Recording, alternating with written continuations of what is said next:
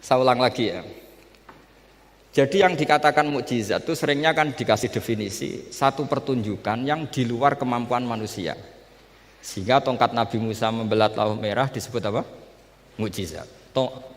Ontanya Nabi Soleh keluar dari batu disebut apa? Terus lucunya disebut alasannya karena manusia tidak mampu. Memangnya manusia mampu bikin onta normal yang lewat indukan? Mampu enggak? Enggak. Artinya umatnya Rasulullah lebih sering melihat kekuatan Allah Subhanahu wa ta'ala kulla waqtin wa hinin, setiap saat, karena cara berpikir sudah dibenahi Al-Qur'anul Karim. Paham ya? Maka untuk jadi wali umatnya Nabi itu lebih mungkin karena melihat kedahsyatan Allah setiap saat. Tidak usah nunggu sesuatu yang super kayak apa? Kan filakil bahri, sebagaimana laut terbelah oleh tongkatnya Nabi siapa? Musa. Terus ketiga, kalau logika mukjizat gini itu terus menerus seperti yang dialami Nabi Musa, resikonya adalah umat selalu menuntut hal yang aneh-aneh dan melupakan hal yang pokok. Itu lebih bahaya lagi. Misalnya begini contoh gampang. Kita ini hidup di bumi setelah sampean belajar ilmu falak atau astronomi atau belajar geologi. Planet yang sebesar ini apa? Semuanya itu sudah maha dahsyat. Gara-gara kita berpikir butuh kejadian yang aneh. Ya gara-gara ingin kejadian yang aneh. Mungkin lama-lama Anda ingin cari model hewan yang kepalanya itu di pantat. Baru percaya kudrahnya Allah. Lama-lama kamu jadi dukun. Seneng ular yang berkepala manusia, itu baru dahsyat. Nanti menjadi klinik. Makanya kritiknya ulama, mukjizat itu tidak perlu dituruti. Karena kalau dituruti itu bahaya bagi kelangsungan kenormalan kita. Makanya kata Abdul Hamid Khan, termasuk kitab yang saya kagumi, kata beliau begini, yang menjadikan orang kafir adalah dia nganggep kudrahnya Allah Ta'ala itu bergantung sesuatu yang dahsyat. Dia nggak sadar bahwa keseharian dalam hidupnya semuanya pertunjukan kudrahnya Allah Subhanahu wa Ta'ala. Kayak tadi, saya contohkan nyamuk tadi. Inna woha la yastahi ayyadriba masalam ma. Terusannya ba'udotan fama fokwa. Kayak apa susahnya bikin nyamuk? Sudah kecil, punya alat kelamin, punya organ, punya urat. Lalu dalam tubuhnya juga ada kuman, kumannya juga berorgan. Kebayang nggak Anda bikin seperti itu? Enggak. Dahsyat mana dengan tongkatnya Nabi Musa? Sama-sama berstatus kita tidak mampu sama sekali. Dahsyat mana? Sama kan? Nah, itu yang diinginkan Rasulullah Shallallahu Alaihi Wasallam, dan Al-Quran menggiring kita cara berpikir begitu terus. Sehingga Quran cukup menghentikan wa ma min dabbatin fil ardi wala ta'iri yatiru bi janahaihi illa umamun amsalukum. Sebetulnya burung yang setiap hari terbang, yang setiap hari lewat Anda, itu semuanya bukti kekuasaan Allah Subhanahu wa Ta'ala. Tidak usah nunggu kejadian-kejadian super dahsyat. Terus keempat, korbannya para kiai, termasuk saya. Jadi nanti kalau saya tidak bisa haji terbang, wah tidak kiai, tidak bisa terbang. Tidak bisa kayak Harry and Potter misalnya gitu, tidak bisa kayak Harry. Jadi nanti kiai juga dituntut gitu, bisa terbang kayak Aladin. Jadi nanti repot. Semua kebenaran agama bergantung pimpinannya ini punya kedahsyatan-kedahsyatan itu. Akhirnya celakanya apa? Ada orang yang pura-pura dahsyat tapi penipu, kayak kasusnya Dimas Kanjeng. Jadi makanya nanti itu saya akan memberi penjelasan tentang apa? Mukjizatnya Al-Quran, kenapa disebut mukjizat paling apa? Dahsyat. Ini saya bacakan tag pokoknya ya, supaya sampean tahu. Ini tabaruk sama Imam Bukhari ya. Redaksi yang diriwayatkan Imam Bukhari, qala Nabi sallallahu alaihi wasallam, ini ikut kitab Fadhailil Quran. Ma minal anbiya'i nabiyyun illa u'tiya minal ayat ma misluhu amana alaihil bashar. Wa inna ma kana alladhi utituhu wahyan awhahu wa ilayya fa arju an akuna aktsarahum tabi'an yaumal qiyamah.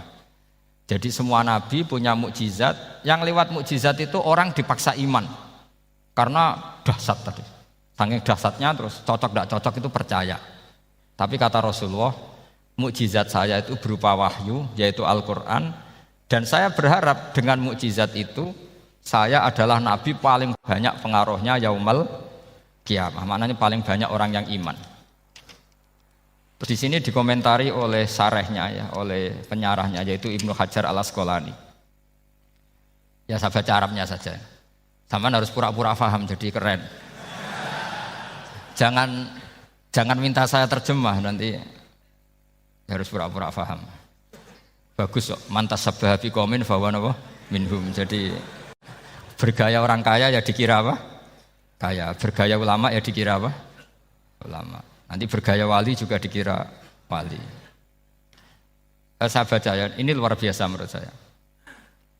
Al makna annal mu'jizati al madiyata kanat khissiyatan tusyahadu bil absor kana qoti soleh wa asa Musa. Wa mu'jizatul Qur'ani tusyahadu bil basirah. Jadi kayak tadi, kedahsyatan tongkat Musa itu karena apa? Laut kok bisa dibelah sebuah tongkat. Itu aneh. Kalau maknanya aneh adalah di luar kemampuan manusia, nyamuk lebih aneh. Kayak apa susahnya bikin organ apa? Nyamuk yang sekecil itu. Artinya bedanya apa? Tongkatnya Nabi Musa dengan pertunjukan nyamuk yang sama-sama mengarah satu titik, yaitu mengakui absolutisme kudrahnya Allah Subhanahu. Sama ndak? Sama. Sehingga umatnya Rasulullah tidak perlu ditunggoni mukjizat simsalabim. Cukup penalaran akal. Ini namanya basirah apa? Basirah. Nggih jelas ya? Mohon sampean ra usah kepen roh tongkatnya Nabi Musa toh. Cekap melihat apa? Nyamuk. Ya sudah bagus, sudah maju, sudah keren. Ya jelas ya. Li'annal ladzi yusyahadu bi ainir ra'si yang qaridu binqiradi musyahidihi walladzi yusyahadu bi ainil aqli baqin yusyahiduhu kullu man jaa ba'dal awwali mustamirron. Sesuatu yang dipertontonkan lewat sesuatu yang fisik kayak tongkat Nabi Musa, itu yang percaya langsung tentu yang melihat. Setelah itu ada yang percaya, ada yang enggak. Bisa saja itu hoax, bisa saja macam-macam. Tentu yang enggak percaya tentu salah ya, kita sepakat. Tapi tetap saja yang enggak menyaksikan itu bisa saja enggak percaya. Paham ya? Tapi logika kedahsyatan nyamuk, siapapun yang punya nalar percaya. Artinya giringan Al-Quran untuk melihat mukjizat itu kedahsyatan Allah bikin nyamuk itu abadi ila yaumil kiamah. Dan siapapun yang waras akan ikrar dan tetap menyaksikan. Karena insya Allah ada nyamuk terus ila yaumil kiamah. Itu kan teman tidur kita, paham? Makanya kamu kompromi dengan nyamuk. Sekali-kali jangan dicaplek. Ini ayatnya Allah. Ya bila perlu dicium, dielus-elus gitu. Karena saya yakin yang hadir di sini andekan melihat tongkatnya Nabi Musa kira-kira dilus-lus enggak? Kira-kira? Andekan loh, kamu punya kesempatan melihat tongkatnya Nabi Musa, gimana? Dilus-elus, dikai mori, dikai kembang 7 taman, kan gitu. Tapi kenapa nyamuk enggak kamu begitukan? Toh sama-sama ini ayatnya Allah yang luar biasa. Makanya ini ngaji di sini saya ulang lagi, sama ndak perlu merasa punya hak adami sama saya, karena saya memang buyut saya kandung itu orang Gamaran, namanya Mbah Hafsah. Hafsah itu binti Maksum bin Soleh bin Asnawi Sepuh. Jadi saya ini termasuk turunan beliau yang keluar dari Kudus di Rembang. Karena mbah saya kandung itu sepupunya Mbah Sahal, ya sama Mbah Sahal ibunya Badiah, Badiah ya putrinya Mbah Hafsah ini. Kalau ibu saya namanya Sofiyah ya putrinya Mbah Hafsah ini. Jadi kenapa saya cerita ini ya memang Quran sudah terang-terangan ngendikan dzurriyatam ba'duhan apa mimba. Jadi kekuatan dzurriyah itu luar biasa. Jadi kita menjaga harkat dan martabat para leluhur supaya ilmu ini terjaga. Jangan marisi gayane tok, mbah alim terus putune pedita-pediti gak alim terus gak keren, menurut saya itu malu itu. Jadi marisi itu ya kalau putunya orang alim ya alimnya, jangan marisi mulyane. Kok ora alim terus mulya tok gelem dicucup itu gak keren menurut saya. Niru alimnya dulu baru sama-sama dicucup itu baru betul, paham ya? Jadi ada aturannya lah. Saya teruskan. Sehingga Quran kalau menggiring mukjizat Ketika Rasulullah Shallallahu Alaihi Wasallam dituntut kafir Mekah, kita tahu kan mereka nuntut apa misalnya? Lan nu'mina laka hatta tafjura lana minal ardi napa yam bu'a au takuna laka jannatum min nakhili wa inabin fatufajjiral anhara khilalaha napa tafsira au tusqitas samaa kama za'amta alaina kisafan au ta'tiya billahi wal malaikati qabila au yakuna laka baitum min zuhrufin au tarqa sama. Masih mereka bilang gini, walan nu'mina liruqiyika hatta tunazzila alaina kitaban naqra'u. Mereka nuntut tuh, Muhammad saya percaya kamu rasul, tapi syaratnya Mekah yang tandus sulap jadi kota yang subur makmur, menjadi jannat subur makmur. Atau begini saja Muhammad, kalau kamu gelo sama saya mangkel karena kita ada iman, turunkan saja azab. Kisafam minas sama, turunkan saja azab. Atau begini Muhammad, kamu kan bilang utusan Allah, kamu datang saja bersama Allah digandeng gitu. Digandeng terus sama Allah diangkat tangan kamu, dimaklumatkan kalau kamu rasulnya. Au ta'tiya billahi wal malaikati qabila. Karena mereka dengan logika yang salah. Yang dikatakan mukjizat itu sesuatu yang seperti itu. Artinya kalau kamu berpikir mukjizat yang seperti itu, berarti Anda turunan kafir Quraisy. Anda turunan apa? Kafir Quraisy. Maka gak boleh berpikir mukjizat seperti itu. Nyatanya Allah cukup menjawab dengan ayat wa ma min dabatin fil ardi wala ta'iri yatiru bi janahihi illa umamun amsalukum. Dijawab lagi inna fi khalqis samawati wal ardi waqtilafil laili wan nahar wal fulkil lati tajri fil bahr sak teruse la ayatil liqaumi yakin. Semudah itu kita iman kedahsyatan kudrahnya Allah. Cukup melihat kerbau. Kok bisa ya jaga populasinya? Padahal gak pernah dia seminar cara jaga populasi. Nyatanya tetap terjaga. Tanpa lamaran ya bisa jaga keturunannya. Tanpa sesar ya anaknya lancar. Tanpa sesar kan? Artinya mereka bisa. Karena di sini ada kudratullah. Ada apa? Ada kudratullah. Nah, kalau iman seperti itu, Anda baru betul. Yaitu yang disebut Allah ya tanazzalul amru bainahunna li ta'lamu annallaha ala kulli syai'in qadir wa annallaha qad ahata bi kulli syai'in ilma. Semua urusan di alam raya ini hanya Allah ingin mempertontonkan bahwa saya kuasa. Jadi tidak perlu nunggu yang aneh-aneh. Sehingga andaikan saya ketemu Nabi Musa dan ketemu Rasulullah Muhammad SAW, pasti saya milih Nabi Muhammad sebagai ketua. Karena Nabi Muhammad yang bikin sarana iman dengan sarana yang seluas-luasnya, dan sarana ini tidak habis dan ada di mana saja, yaitu sarana ikrar bahwa Allah kudroh dan kudrohnya tanpa batas. Nabi bikin sarana apa saja, melihat langit, bumi, lautan, nyamuk, hewan, semuanya sarana untuk ikrar kudrohnya Allah Subhanahu wa ta'ala. Sementara Nabi Musa mempertontonkan hanya nunggu mukjizat sing khariqun lil adat. Paham ya? Makanya wajar kalau Nabi bergelar Afdholul Anbiya Sayyidul Awwalin wal Akhirin. Karena memang lebih efektif cara menggiring supaya orang iman. Sekarang sudah tahu kenapa Nabi jadi Sayyidul Awwalin wal Akhirin? Sudah. Mungkin kemarin-kemarin tahu tapi gak tahu logikanya. Pokok iman. Selewat ke musola ngaji iman. Itu iman yang kurang betul itu, karena tanpa nador. Itu namanya taklid yang statusnya mukhtalaf alaih, masih disidangkan di MK, paham ya? Iman. Jadi iman taklid itu iman yang masih disidangkan oleh para ulama. Ada hakim yang bilang sah, ada hakim bilang tidak sah. Tanya anak-anak Qudsiyah. Imanul muqallid itu mukhtalaf alaih apa mujma' alaih? Mukhtalaf alaih. Kalau imanu ahli nazar mujma' alaih. Insyaallah barokahnya ngaji ini semuanya min ahli nazar, apa? Min ahlin, jangan amin sudah jadi, ini sudah jadi ini. Kalau amin kan masih berdoa, bisa makbul bisa ndak boleh iman kok. Ayo iman kepada Allah dan Rasul, amin, ndak boleh. Sesuatu yang pasti ndak boleh diamini, itu kan jadi kacau nanti. Harus bilang apa? Sami'na wa ta'na. Nanti lama-lama kamu disuruh Allah, ayo sholat, amin. Ndak boleh, jadi amin itu ada itu. Ada aturannya.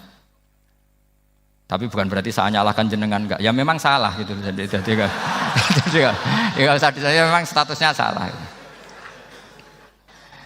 Ya saya ulang lagi ya. Berarti Rasulullah adalah Rasul yang sukses membuat sarana orang kembali ke Allah, mengakui kudrahnya Allah dengan sarana apa saja, melihat rumput, melihat hewan, dan hewan itu ya apa saja, gabah itu apa saja, hewan yang melata di bumi apa saja, semua bukti kudrahnya Allah. Bahkan Rasulullah sukses membiarkan umatnya nggak ditunggui beliau tetap iman, mergo ditunggui konsep sing super ngene kok Al-Qur'anul Karim. Jelas ya? Tapi caranya memahami ya seperti yang saya terangkan ini.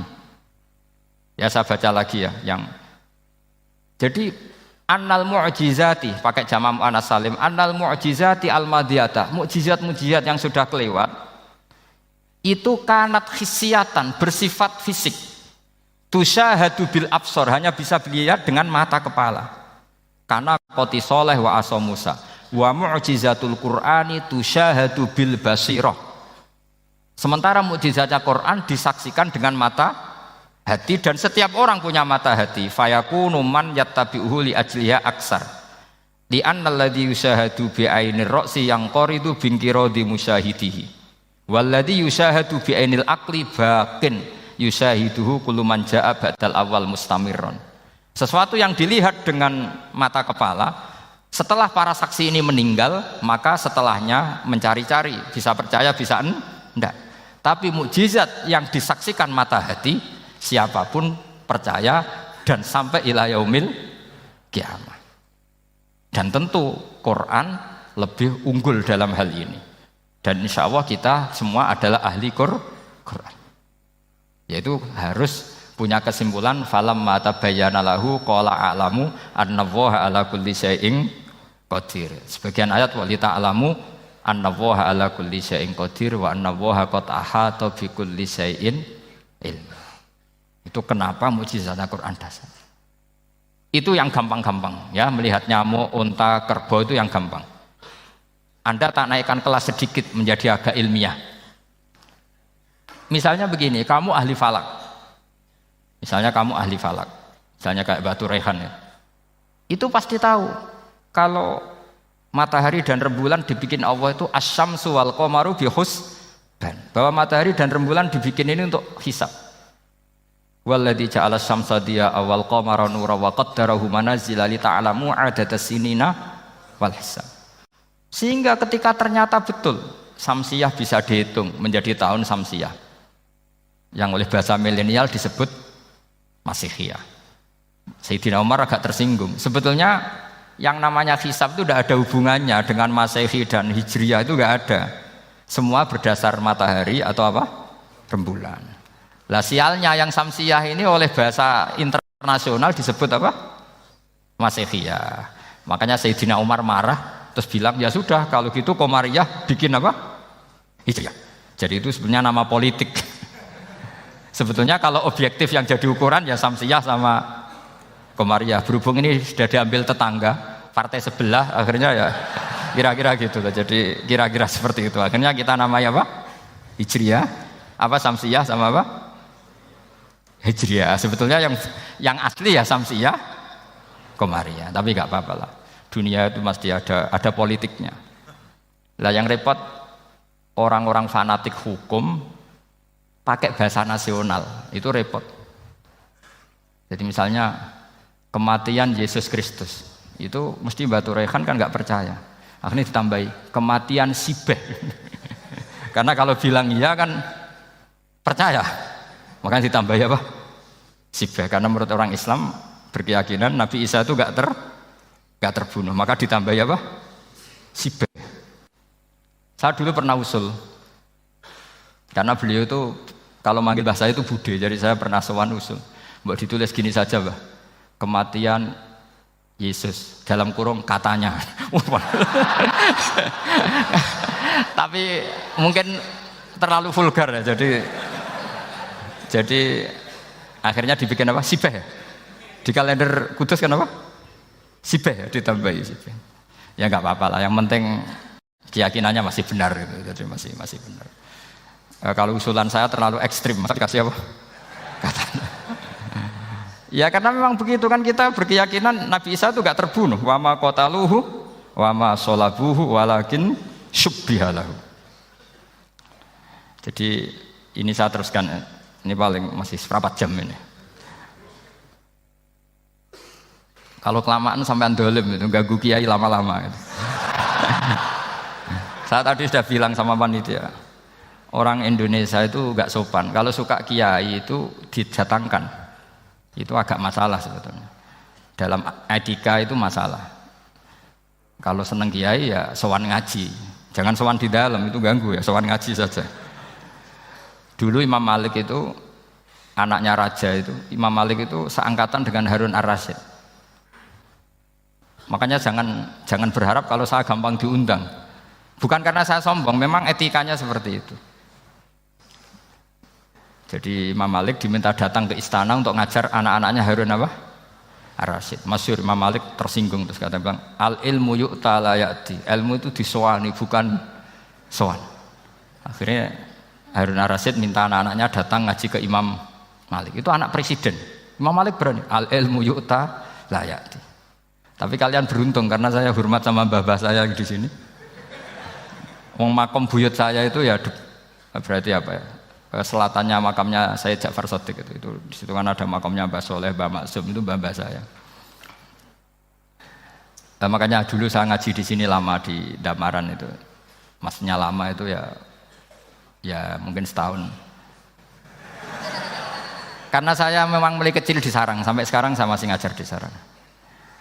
Tapi dulu cukup ya, karena saya kesini sudah hafal Quran, jadi hanya setor setiap hari satu juz, jadi cepat lah. Saya tidak punya masalah ingatan, alhamdulillah, jadi cepat hafal. Saya terangkan lagi ya, ini penting ya, masalah mukjizatnya Quran.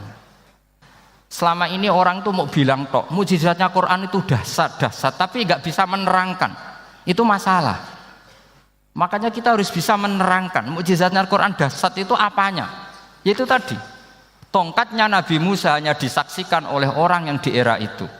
Toh tujuannya mukjizat adalah diakui kemudian orang menjadi iman. Lalu Rasulullah SAW beliau sudah intaqala ila rafiqil a'la. Tapi konsepnya Quran menjadikan orang yang enggak ditunggui beliau tetap iman ila yaumil kiamah. Itu yang maksud fa'arju an aku na aktsarahum tabi'an yaumal kiamah. Mukjizat saya itu cukup Quran kata Nabi, dan dengan mukjizat itu orang akan iman ila yaumil kiamah. Caranya seperti ini. Karena tadi sedahsyat-dahsyatnya mukjizat tujuan utama orang terdikte supaya ikrar ngakui kudrohnya Allah.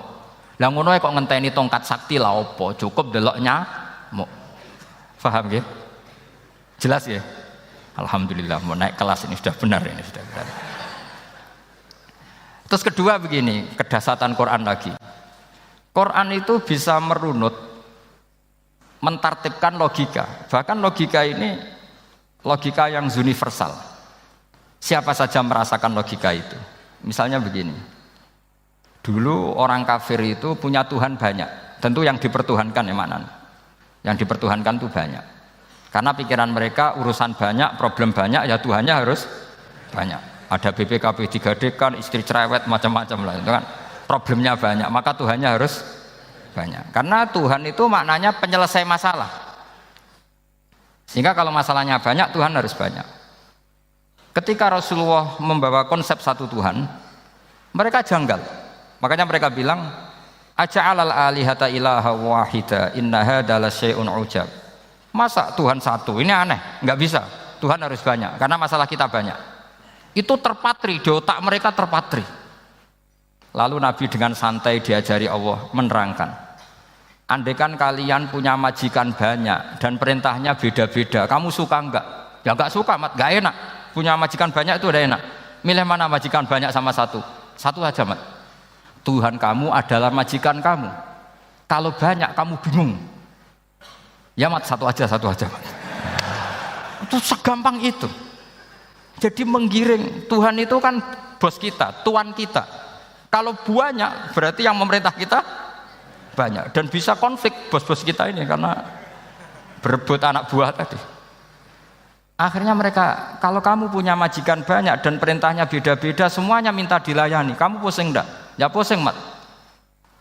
Minta mana? Majikan banyak sama satu? Satu saja, Muhammad.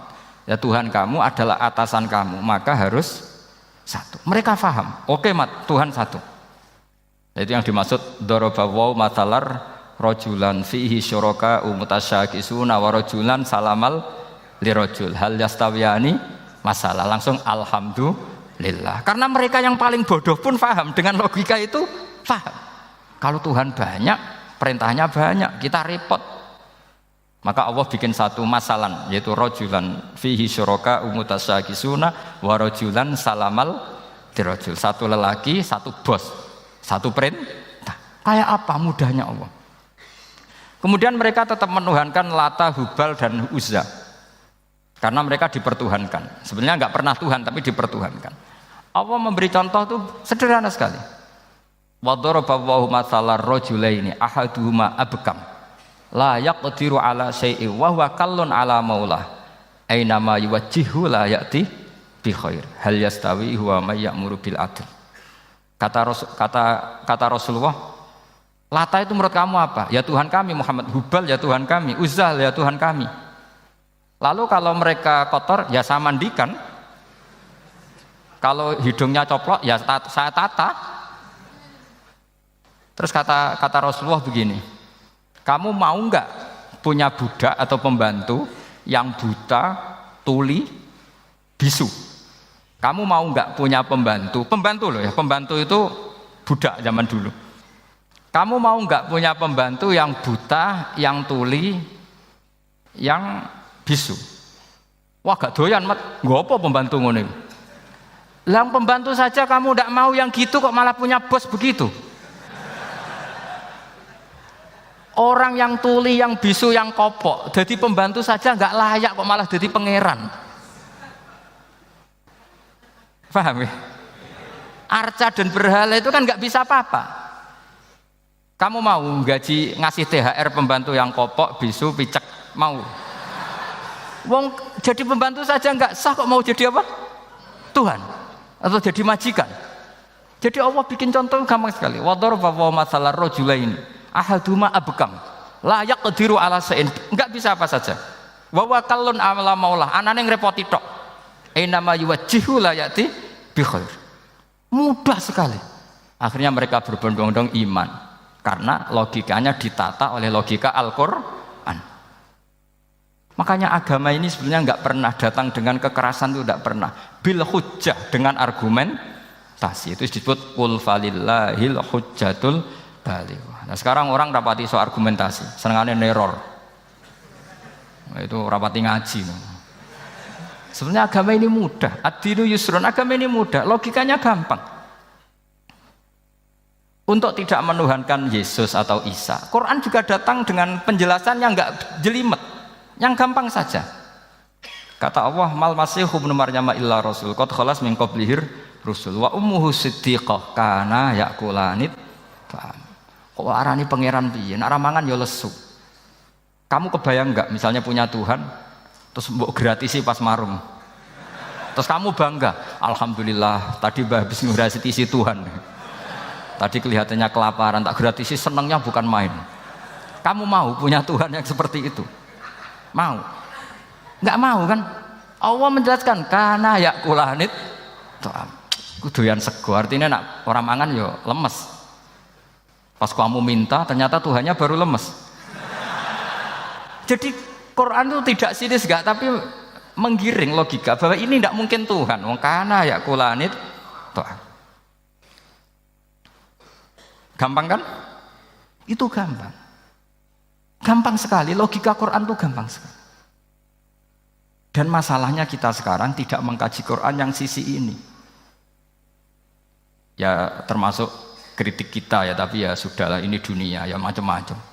Ono sing ngaramno lomba, ono sing mendukung lomba, macam-macam. Saya tidak dalam posisi mendukung dan menolak. Saya 0-0, jadi tidak ke kanan tidak ke kiri dalam konteks tadi. Karena ya sudahlah, itu sudah takdir, semuanya takdir. Ada yang setuju lomba, ada yang mengharamkan apa? Lomba. Tapi sebetulnya kalau kita berpikir Quran diturunkan ya untuk yang saya terangkan ini, menjaga logika agama al-hujjah al-balighah ila yaumil kiamah. Karena kita tidak perlu tongkat lagi Nabi Musa, enggak perlu ontanya Nabi Soleh. Cukup dikawal aturan-aturan iman yang cukup mudah dan kita temukan di mana saja ayat-ayat itu, yaitu wa ma min dabbatin fil ardi wala ta'iri yatiru bi janahihi illa umamun amsalukum atau inna fi khalqis samawati wal ardi dan seterusnya. Nah, cara berpikir gimana Gus? Gampang tadi. Kalau tongkat Nabi Musa membelah laut adalah hal yang kita tidak mampu. Memangnya kita mampu bikin langit bumi? Tidak mampu kan? Berarti ini sudah cukup menjadi ayat kekuasaannya Allah. Jelas kan? Maka mukjizat Quran ini mengawal umatnya Rasulullah sallallahu alaihi wasallam ila yaumil kiamat dengan logika seperti itu. Saya ulang lagi, dengan logika seperti itu. Maka ulama enggak boleh berhenti seperti saya ngomong terus seperti ini. Makanya ngendikane Allah, lam yakunil ladzina kafaru min ahlil kitabi wal musyrikina munfakkina hatta ta'tiyahumul bayyinah. Bayyinah itu apa? Rasulun minallah yatlu suhufam mutahhar. Orang kafir semuanya kata Allah, baik berkategori kafir musyrik maupun kafir ahli kitab, itu tidak akan tercerabut dari akar kesalahan mereka, dari cara berpikir mereka, hatta ta'tiyahumul bayyinah, sehingga datang satu kejelasan yang jelas welo-welo. Itu apa? Rasulun minallah yatlu suhufam mutahhar, yaitu rasulnya Allah yang membaca sahifah-sahifah suci, manane Al-Qur'an. Untuk menafikan ketuhanan berhala, ketuhanan Yesus, kita cukup dengan konsep Quran. Kayak tadi kana yakulanit, termasuk untuk menafikan Tuhan balita, paham ya? Tuhan apa? Fir'aun. Ini contoh terakhir. Sampean siap-siap saja selesai. Karena saya memang mau selesai ini, bukan guyon, memang mau selesai. Karena menurut saya mukjizatnya Quran itu jelas. Jadi diterangkan seperempat jam ya jelas, 10 menit ya jelas. Kalau kamu butuh lama, berarti kamu menyaksikan kejelasan Al-Quran. Dan itu kriminal besar itu. Kalau nggak boleh dibahasakan murtad besar ya kriminal apa besar. Ndak guyon, betul itu. Saya tadi mau nyontohkan apa tadi? Tuhan balita ya. Fir'aun itu berdebat sama Nabi Musa. Singkat debat begini. Kalau nggak salah di J19, kalau nggak salah di surat Syu'ara. Dicari sendirilah. Pertama ditanya gini, Musa kamu kesini ada apa? Ya bawa konsep Tuhan. Yang jelas itu tidak kamu. Ya. Lalu Tuhan kamu siapa? Rabbus samawati wal ardi, yang menuhani langit dan bumi. Si Fir'aun masih berkelit. Begini, soal yang di bumi, saya jalan-jalan kemana-mana setahu saya yang jadi Tuhan saya. Ma'alim tulakum min ilahin apa? Ghairi, di mana-mana yang dituhankan saya. Soal kemungkinan di langit begini, tunggu saya. Terus di Haman dipanggil. Ya Haman ibnili sarhal ali abluhul asbab as-samawati fa'attali'a ila ilahi Musa. Haman, bikinkan piramida yang tinggi. Saya mau lihat Tuhannya Musa, apa betul ada? Padahal andaikan terjadi piramida kan Tuhan pun nggak bisa dilihat. Wong sampean yang wali saja tidak bisa melihat. Wali tadi yang sing disakeni Allah tadi itu aja